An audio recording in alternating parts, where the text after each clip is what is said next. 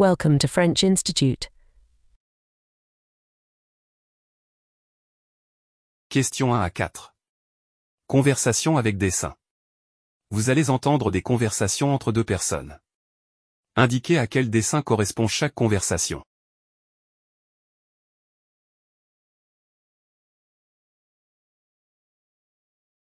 Conversation 1. Question 1.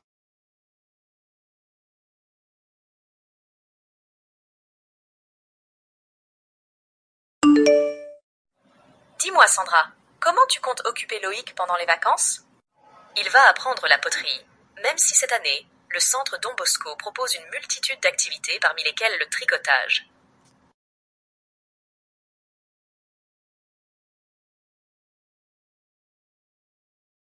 Conversation 2. Question 2.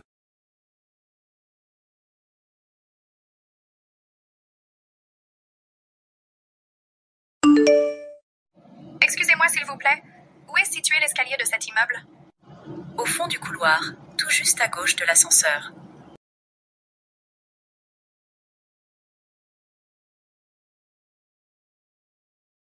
Conversation 3. Question 3.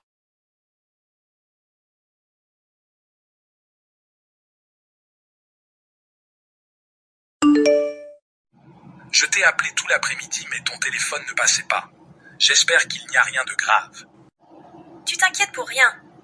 En fait, j'étais avec Jacques au restaurant La Marmite où j'ai découvert la cuisine russe. On a passé des moments vraiment agréables.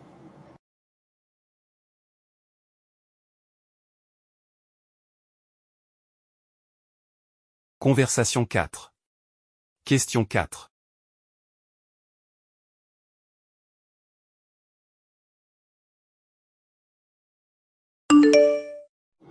Qu'est-ce que tu fais ce soir après le collège? Alors ce soir, pas de télévision. Je vais jouer aux cartes avec mes copines. Elles viendront toutes à la maison.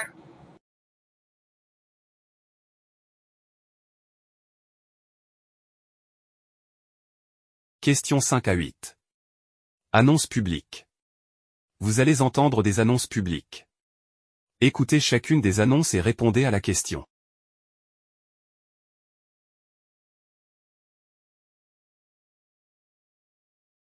Annonce 1. Question 5.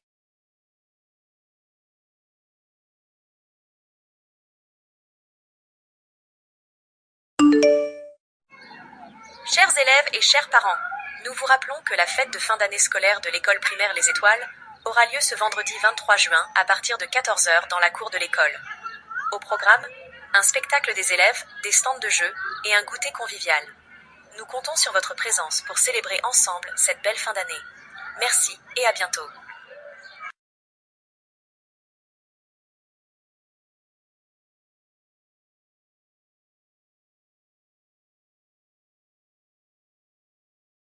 Annonce 2. Question 6.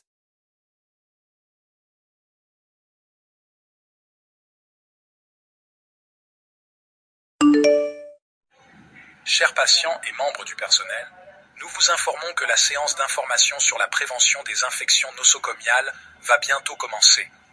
Nous convions tout le monde dans la salle de conférence du rez-de-chaussée. Nous vous rappelons par la même occasion que tous les patients, visiteurs et membres du personnel sont invités à y participer. Merci de votre attention.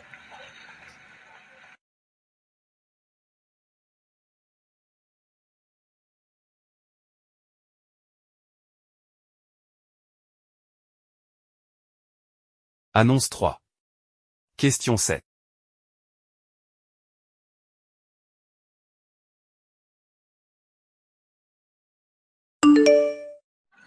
Chers visiteurs, nous vous rappelons que la piscine fermera exceptionnellement à 18 h pour des travaux de maintenance. Merci de bien vouloir prendre vos dispositions en conséquence.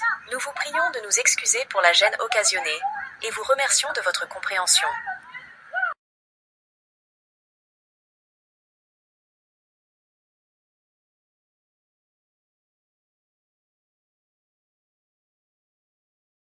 Annonce 4. Question 8.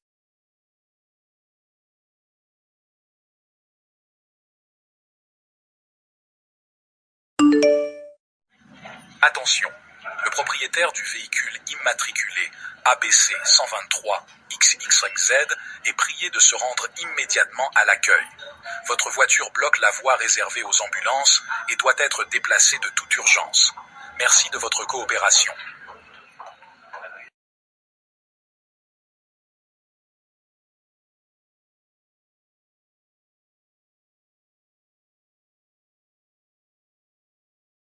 Questions 9 à 14. Message sur répondeur téléphonique.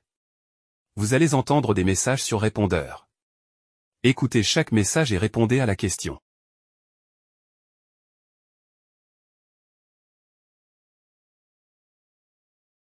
Message 1. Question 9.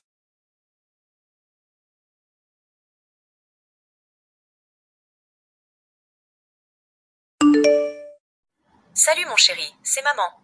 J'espère que tu vas bien. Je voulais te demander si tu pourrais m'accompagner demain soir à la gare, car ma voiture est en panne. Ce serait vraiment gentil de ta part. Merci beaucoup et à bientôt.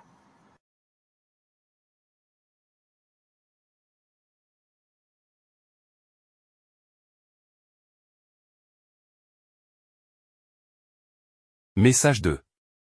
Question 10.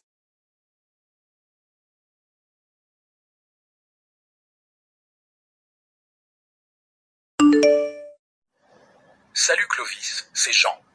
J'espère que tu vas bien. Je voulais te demander un petit service. Est-ce que tu pourrais me prêter un peu d'argent? J'en ai vraiment besoin en ce moment, et je te rembourserai dès que possible. Merci d'avance.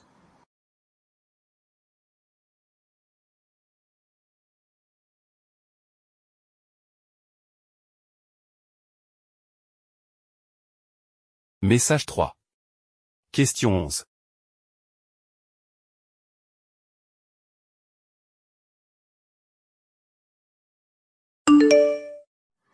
Salut Anthony, c'est Clara, j'espère que tu vas bien.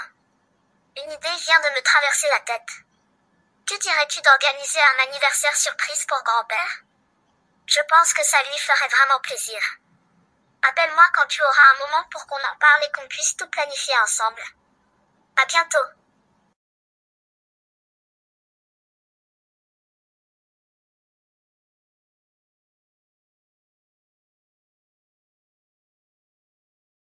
Message 4.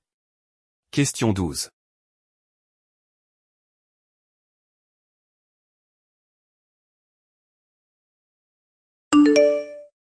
Bonjour. Je devais recevoir un colis en urgence depuis le 6 du mois, mais je n'ai toujours rien reçu. Pourriez-vous vérifier son statut et me tenir informé dès que possible? Il s'agit en fait d'un livre dont la référence d'envoi depuis la Belgique est le 12 23 41. Vous pouvez me rappeler au 09 76 54 32 11. Merci beaucoup.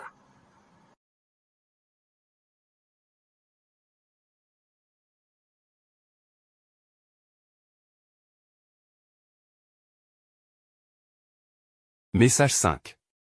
Question 13.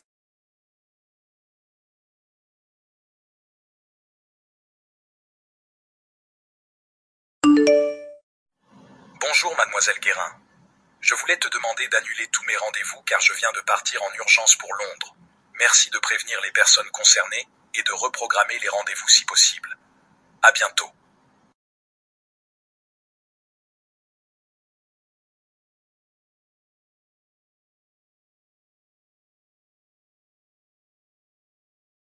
Message 6. Question 14.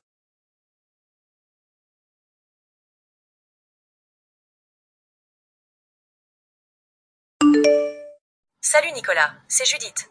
Je viens d'apprendre que l'examen de droit fiscal a été reporté. Peux-tu me communiquer la nouvelle date dès que tu la connais? C'est assez urgent pour moi afin de m'organiser. Je compte sur toi.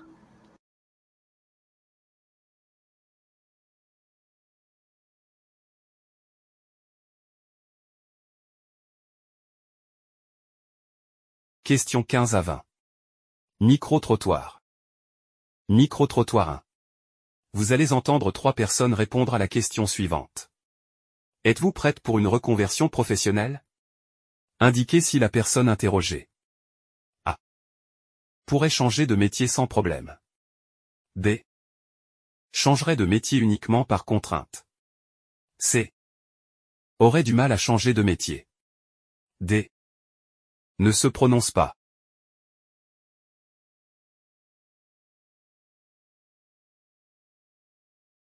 Personne 1. Question 15.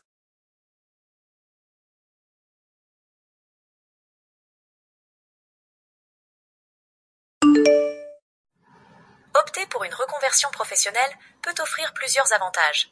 Découvrir de nouvelles passions, améliorer vos compétences et augmenter vos opportunités de carrière.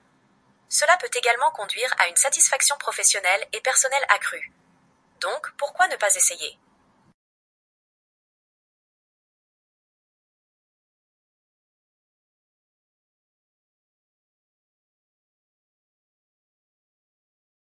Personne 2. Question 16.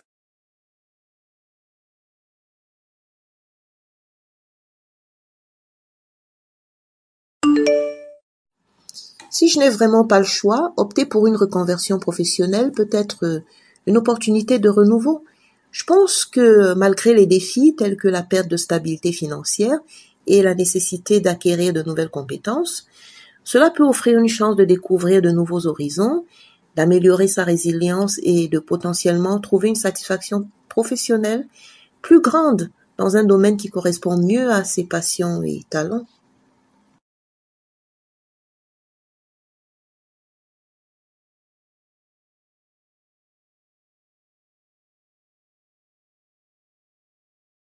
Personne 3. Question 17.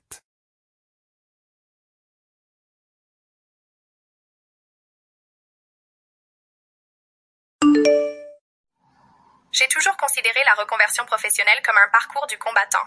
En fait, elle s'accompagne presque toujours d'une perte de stabilité financière, de la nécessité de réapprendre de nouvelles compétences et d'un risque d'insatisfaction dans le nouveau domaine. Cela peut aussi entraîner des défis d'adaptation et un investissement de temps considérable.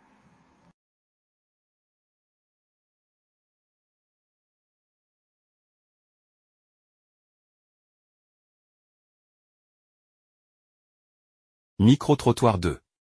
Vous allez entendre 3 personnes répondre à la question suivante. Seriez-vous prête à passer 2 jours sans smartphone? Indiquez si la personne interrogée. A. Pourrait très bien passer 2 jours sans smartphone. B. Pourrait essayer de se passer de son smartphone pendant 2 jours. C. Aurait du mal à se passer de son smartphone pendant 2 jours. D. Ne se prononce pas.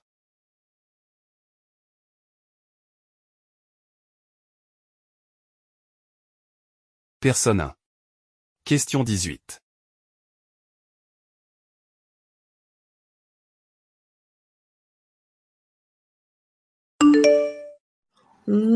Passer 2 jours sans smartphone peut être un défi, mais c'est faisable.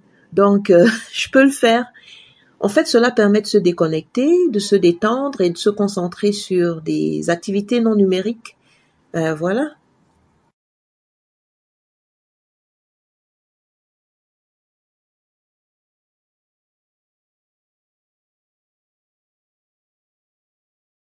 Personne 2. Question 19.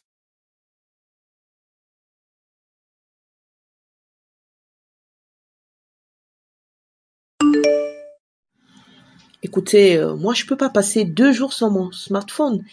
C'est essentiel pour la communication, l'accès à l'information, la gestion des tâches quotidiennes et ça rend difficile de s'en passer, même pour une courte période.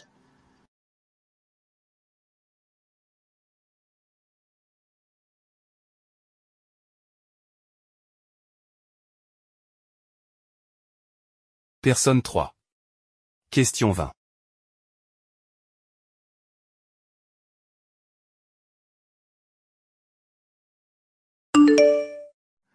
Je suis bel et bien disposée à passer 2 jours sans mon smartphone, et je le fais souvent pour limiter le stress. Je me déconnecte, je me détends, et je profite du moment présent sans distraction numérique. Cette pause régulière m'aide à recharger mes batteries mentales et à améliorer ma concentration sur les tâches importantes.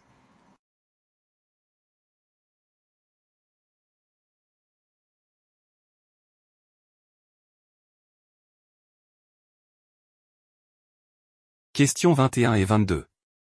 Chronique radio. Vous allez entendre 2 chroniques diffusées à la radio. Écoutez chaque chronique et répondez à la question.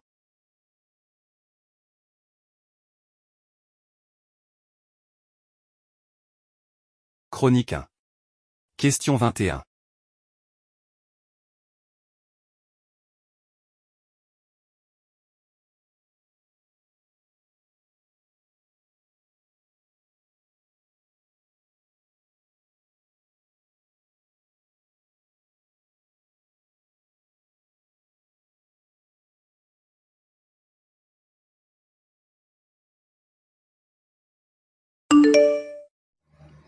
Bonjour à tous, aujourd'hui nous allons parler des décroissants.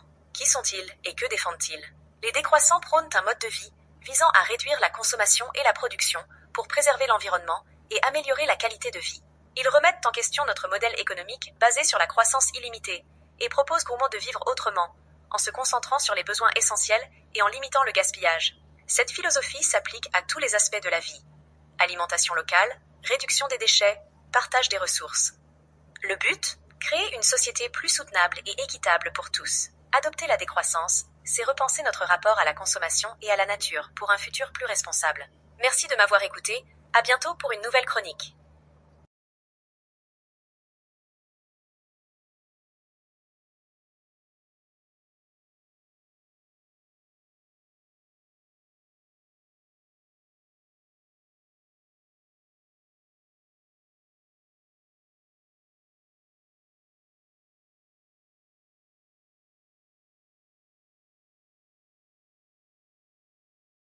Question 22. Chronique 2.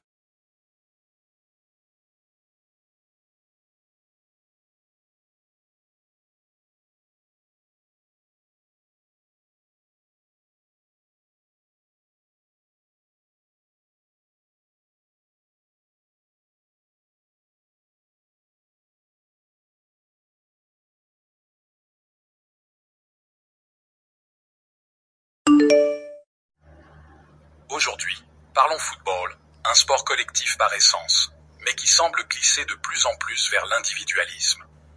Les stars du football sont devenues de véritables icônes mondiales, souvent plus reconnues pour leurs exploits individuels que pour leur esprit d'équipe. Les médias et les sponsors mettent en avant les performances des joueurs vedettes, occultant parfois l'importance du collectif. Les salaires exorbitants et les transferts records témoignent de cette tendance où le talent individuel prime souvent sur l'esprit d'équipe. Les réseaux sociaux amplifient ce phénomène, chaque joueur étant une marque à part entière. Mais n'oublions pas l'essence même du football, un sport où la victoire se construit ensemble. Pour retrouver la magie du jeu collectif, il est crucial de valoriser l'altruisme et la solidarité sur le terrain.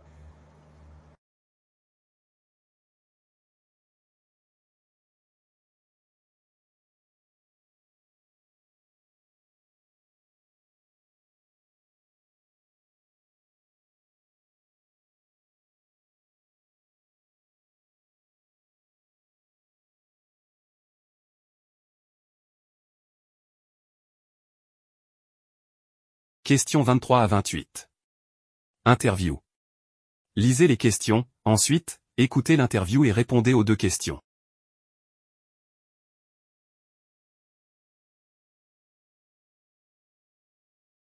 Interview 1. Questions 23 et 24.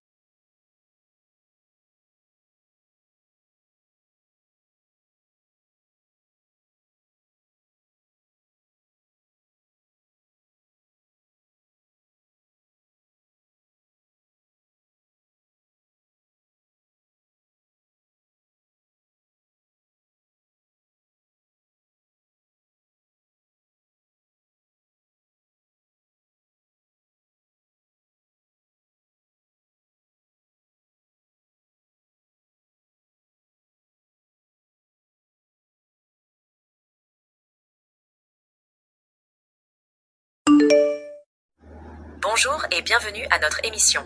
Aujourd'hui, nous avons le plaisir d'accueillir Marie Dupuis, spécialiste de la bande dessinée et membre du jury du prix Artemisia. Bonjour Marie. Bonjour et merci de m'avoir invité. Pour commencer, pouvez-vous nous expliquer ce qu'est le prix Artemisia? Bien sûr. Le prix Artemisia est un prix littéraire français qui récompense chaque année une bande dessinée réalisée par une ou plusieurs femmes. Créé en 2007, Quête, il vise à mettre en lumière le talent des femmes dans un domaine souvent dominé par les hommes et à encourager la diversité dans la création artistique. Quels sont les critères de sélection pour ce prix? Les critères de sélection incluent la qualité narrative, la richesse des illustrations, l'originalité du sujet et l'impact de l'œuvre. Nous cherchons des bandes dessinées qui offrent des perspectives nouvelles et qui sont capables de toucher un large public. Le jury, composé de professionnels du milieu, prend en compte ces éléments pour déterminer la lauréate. Merci. Dites-nous maintenant, quels sont les impacts du prix Artemisia sur la carrière des lauréates?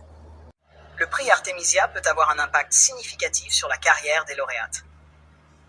Il leur apporte une visibilité accrue, tant auprès du public que des éditeurs. Cela peut se traduire par une augmentation des ventes, des propositions de collaboration, et parfois même des adaptations de leurs œuvres en d'autres formats. En outre, cela renforce leur crédibilité et leur notoriété dans le milieu de la bande dessinée. Merci beaucoup pour ces informations sur le prix Artemisia. Merci à vous, c'était un plaisir de partager cela avec vos auditeurs. C'est tout pour aujourd'hui. Merci de nous avoir écoutés et à la prochaine pour une nouvelle émission.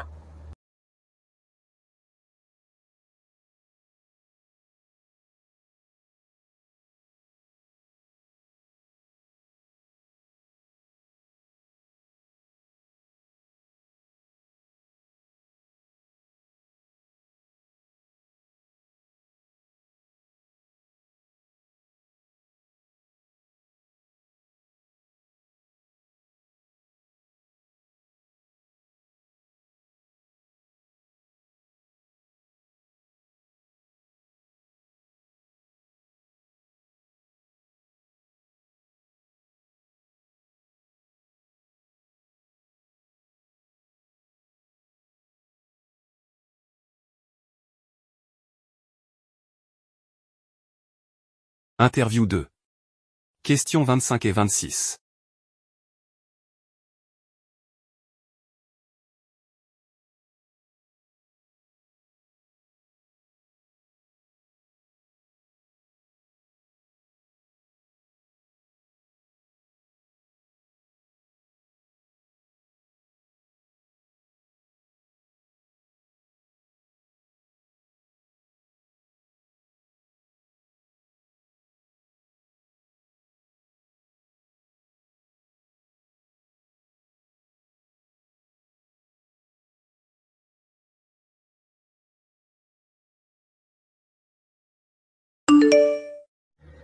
Prendre le parti des jeunes, un plaidoyer pour la jeunesse. À quelques semaines de la présidentielle, la Fondation Apprentis d'Auteuil publie, je cite, son petit bouquin d'utilité publique. Son directeur général est l'invité de ce 12h30. Nicolas Trouel, bonjour et bienvenue.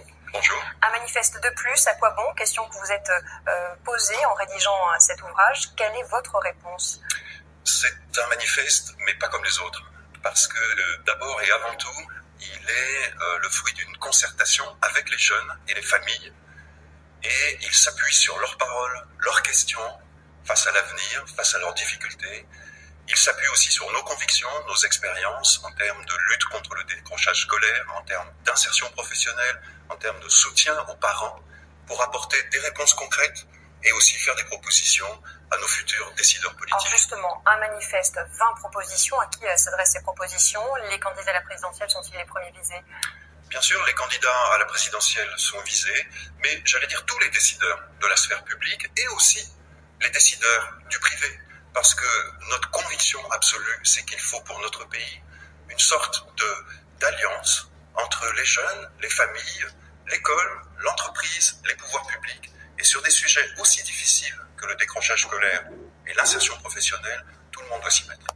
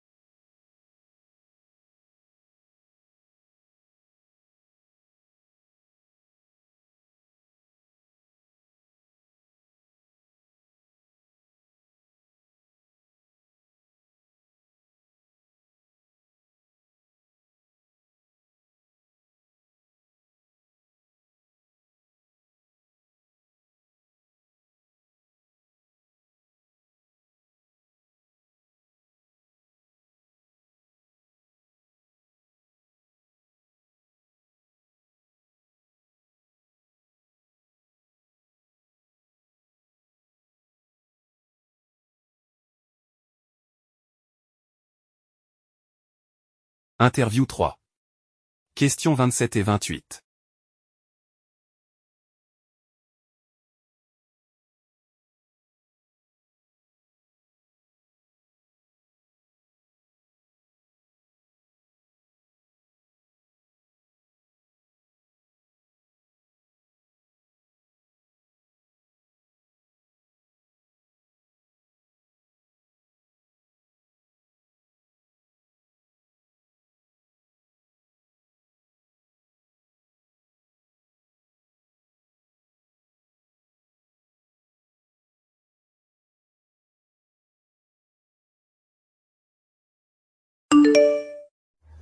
Bonjour et bienvenue à notre émission. Aujourd'hui, nous avons le plaisir d'accueillir le docteur Thomas Leclerc, historien et spécialiste de l'enseignement de l'histoire. Bonjour docteur. Bonjour et merci de m'avoir invité. Pour commencer, dites-nous pourquoi l'enseignement de l'histoire est-il si important dans notre société? L'histoire est cruciale car elle nous permet de comprendre le présent en analysant le passé. En enseignant l'histoire, nous transmettons aux générations futures les leçons du passé, les événements majeurs et les figures influentes qui ont façonné notre monde. C'est un outil essentiel pour développer la pensée critique, la citoyenneté active et le respect des différentes cultures et civilisations. Quels sont les défis actuels de l'enseignement de l'histoire?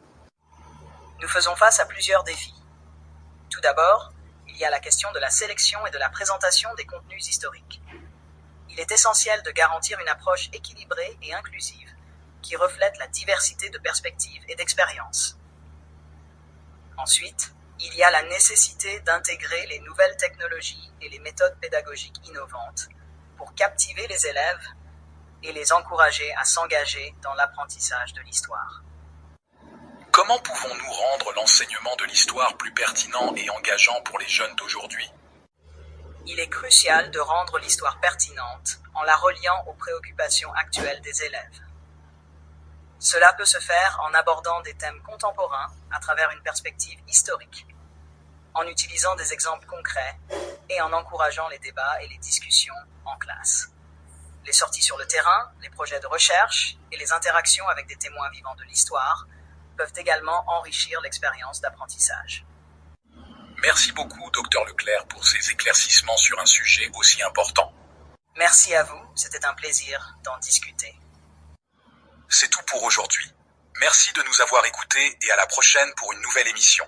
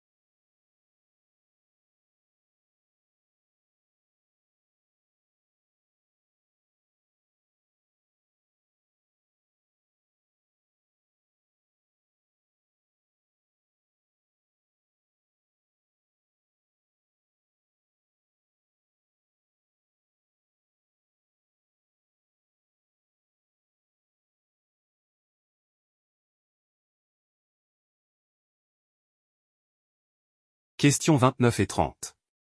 Reportage radio. Vous allez entendre un reportage radio. Écoutez-le, et répondez aux 2 questions.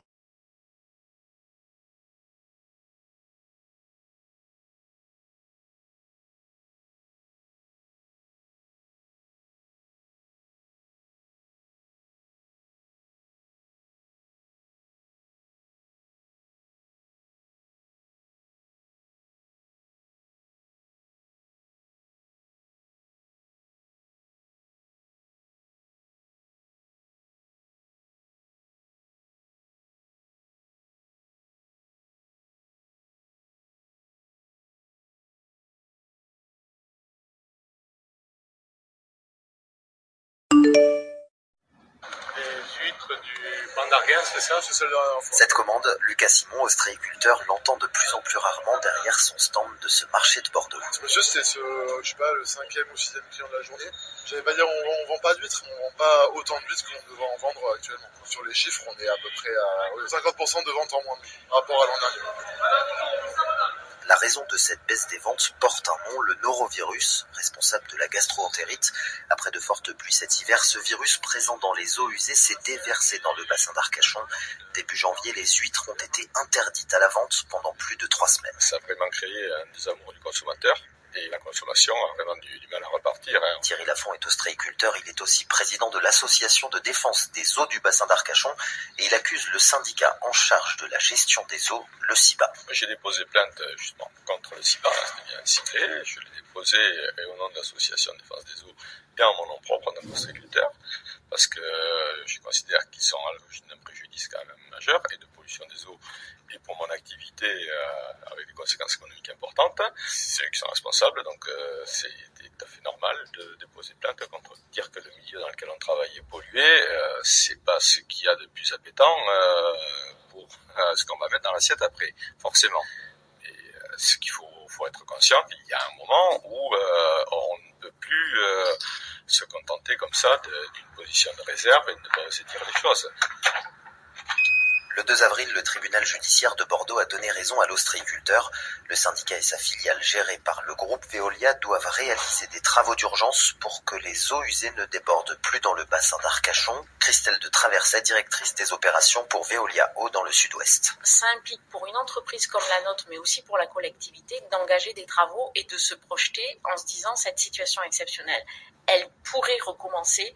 Et voilà la manière dont on va la traiter. Avec le dérèglement climatique, ça va se reproduire. On travaille maintenant à vraiment identifier le plus en amont possible ces situations exceptionnelles, de manière à pouvoir conseiller les collectivités et à proposer des solutions aux collectivités. En attendant, sur le bassin, les professionnels espèrent que le retour des beaux jours fera revenir les clients. Une grande campagne de communication a été lancée sur les routes, dans les petites cabanes à huîtres. Ce même message placardé sur des affiches. Retrouvons-nous.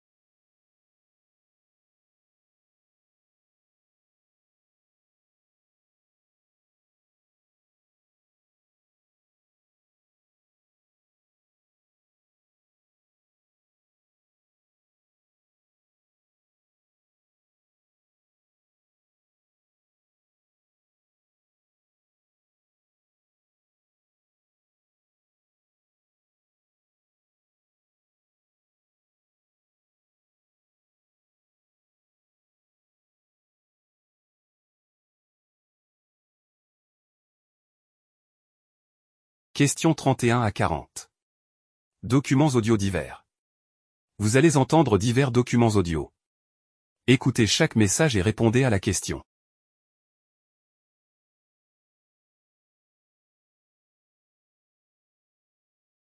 Question 31.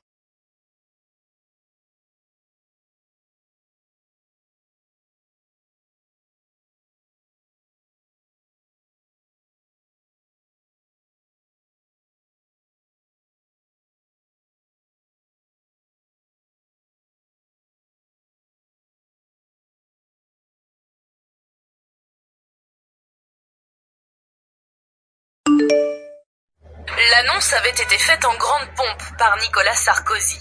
Des policiers référents allaient investir dès le mois de mai dernier une douzaine d'établissements pilotes en France. Des collèges tous regroupés dans le même département, le 92, dont le président n'est autre que Nicolas Sarkozy. Mais sur le terrain, en ce jour de rentrée pour les 5e, beaucoup n'ont étonnamment rien remarqué.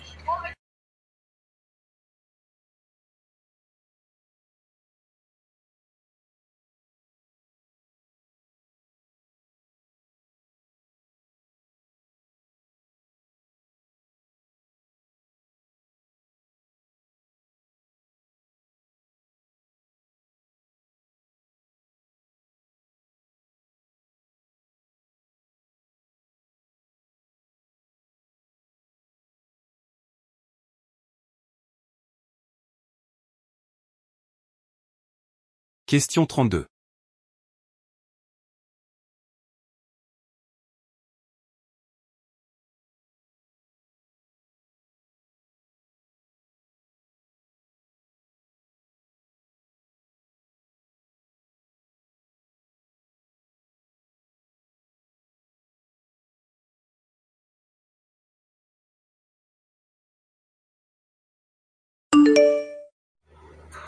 Préparer sa succession et rédiger un testament de son vivant, une décision utile mais délicate pour l'immense majorité des Français. Aujourd'hui, une personne sur 10 seulement a franchi le pas.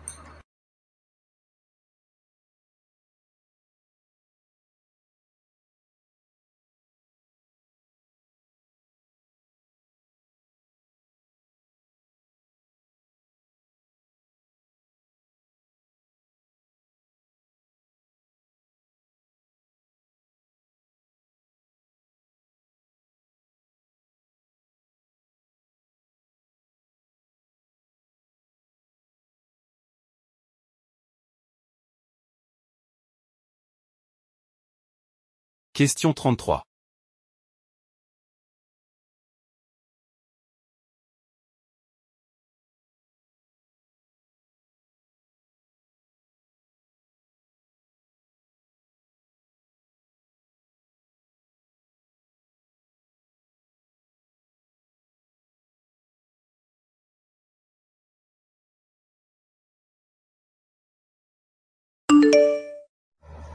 La centrale nucléaire est située en rase campagne, un site sous haute surveillance à quelques kilomètres de la petite ville d'Avoine. Un site récemment endeuillé par le suicide d'un cadre de 50 ans. L'homme avait une haute responsabilité dans la conduite des réacteurs. Il s'agit du 3e suicide depuis août 2006, du 4e depuis l'été 2004. Alors la direction de la centrale fait face à une crise grave, car la multiplication d'actes désespérés de la part d'agents EDF fait forcément planer le soupçon sur les conditions de travail.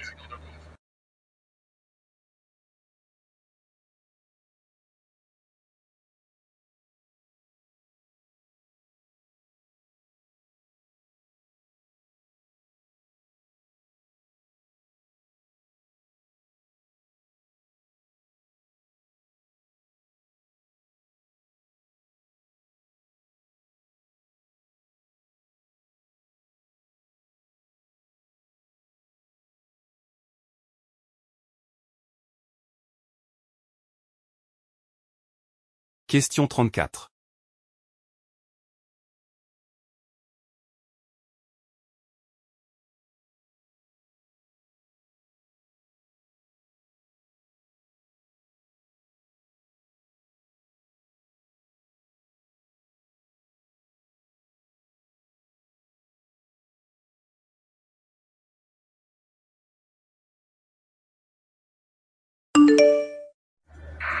Dans l'entreprise de bâtiment Batco, comme dans toutes les entreprises françaises, depuis février, les salariés sortent dehors pour fumer, c'est-à-dire plus de la moitié du personnel. Dominique Pimon, la patronne, ne veut pas jouer aux gendarmes. Pour l'instant, chacun sort donc à sa guise, quand il l'entend, mais elle craint à terme que les non-fumeurs aient le sentiment de travailler plus que les autres.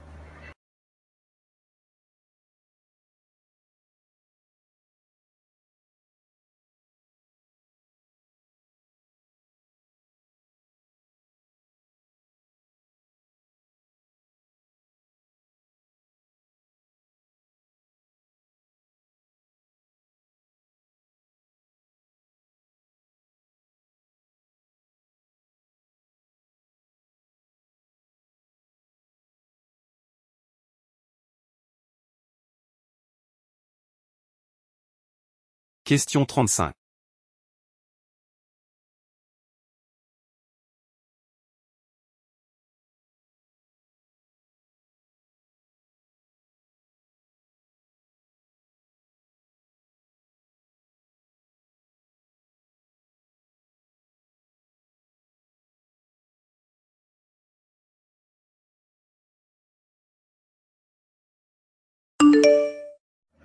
Le consommateur aujourd'hui a le choix entre acheter un produit en ligne ou se rendre en magasin pour acheter son produit.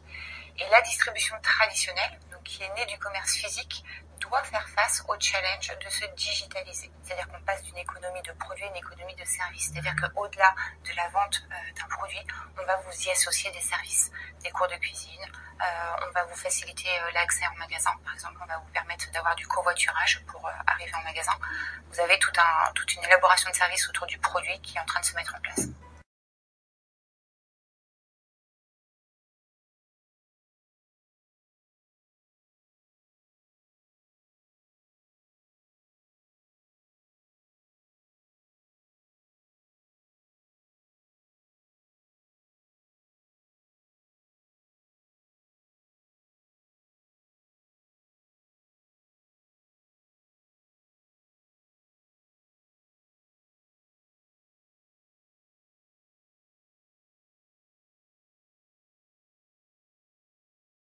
Question 36.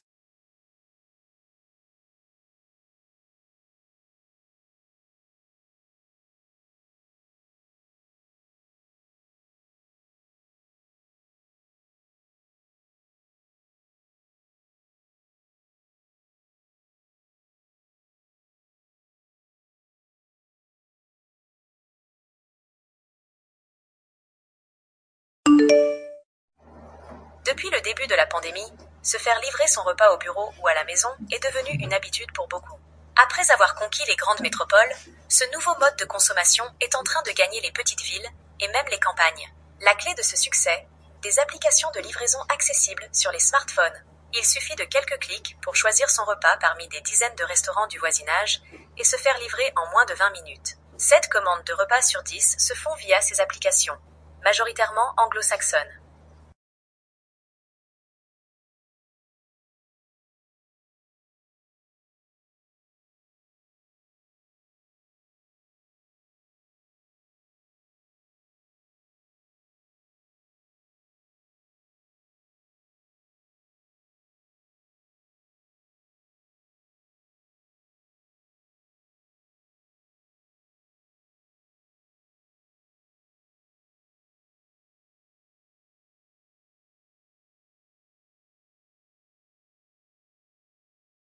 Question 37.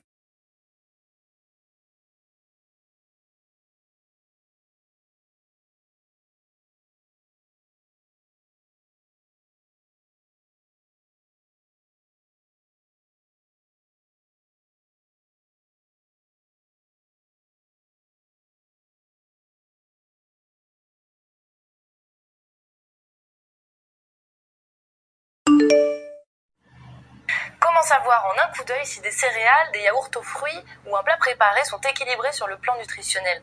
Jusqu'à récemment, il fallait se pencher sur le tableau inscrit en petit à l'arrière des emballages. Mais depuis 2017, vous l'avez peut-être remarqué, il existe un logo à 5 couleurs qu'on appelle le Nutri-Score.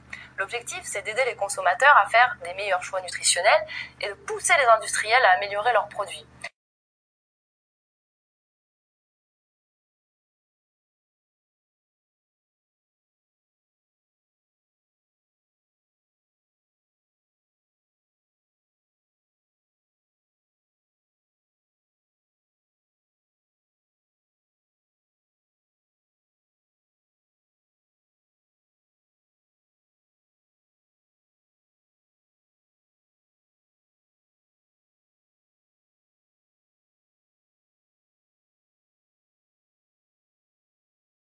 Question 38.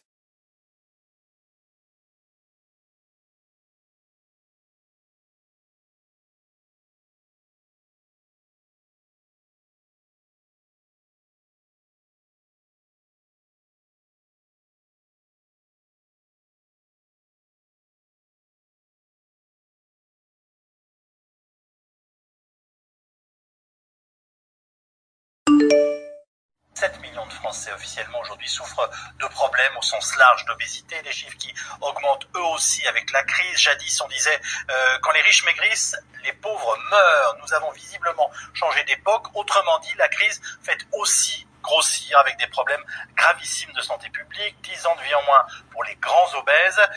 La malbouffe tue désormais plus que le tabac et c'est une première historique en tout cas dans cette conclusion que viennent de publier les Nations Unies.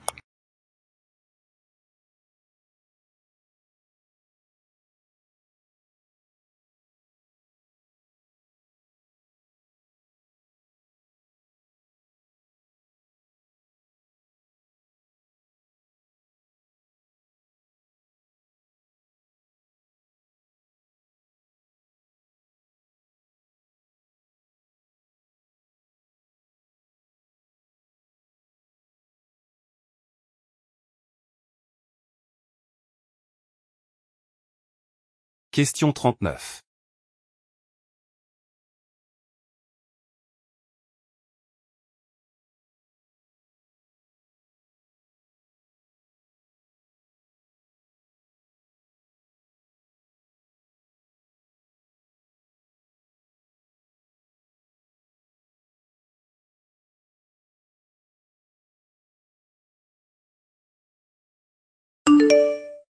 La crise du logement en France devient de plus en plus préoccupante. Les prix des loyers augmentent, rendant l'accès au logement difficile pour de nombreuses personnes, notamment les jeunes et les familles à faible revenu. Les villes manquent de logements sociaux et abordables, ce qui exacerbe les inégalités. Il est crucial que des mesures soient prises pour augmenter l'offre de logements et réguler les prix afin de garantir un toit pour tous.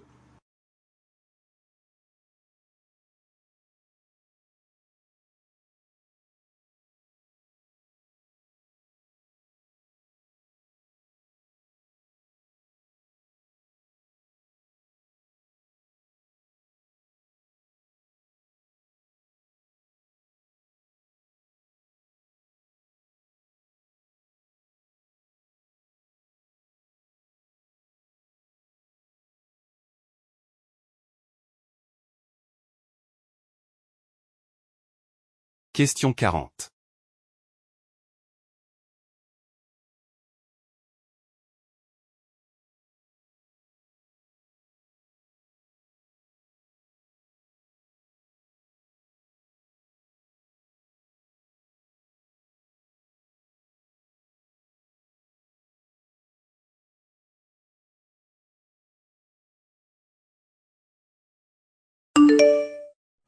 En Haïti, l'argile est souvent consommée en raison de croyances traditionnelles ou pour des raisons de carence en minéraux.